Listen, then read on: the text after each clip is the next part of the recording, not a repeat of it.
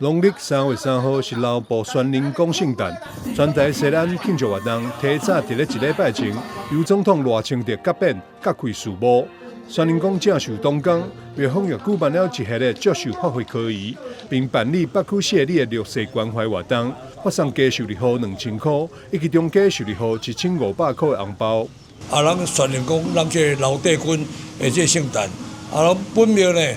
每年攏會利用這個咱這個曙光的生日，來這個關懷着咱這個北區呢，有這個4個里較弱勢這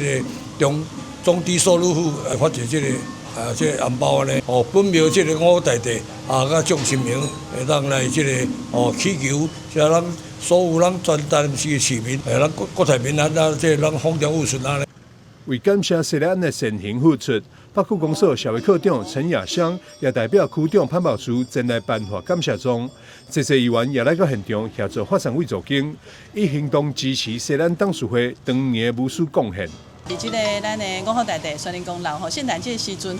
每一檔攏來關懷着將即個十方的善心轉化着即對着綠色關懷來發着咱包括大河、大港、大豐、縣北里咱的家屬號即個紅包，我想對着咱的綠色朋友來講，這是非常非常的溫暖啦1年新高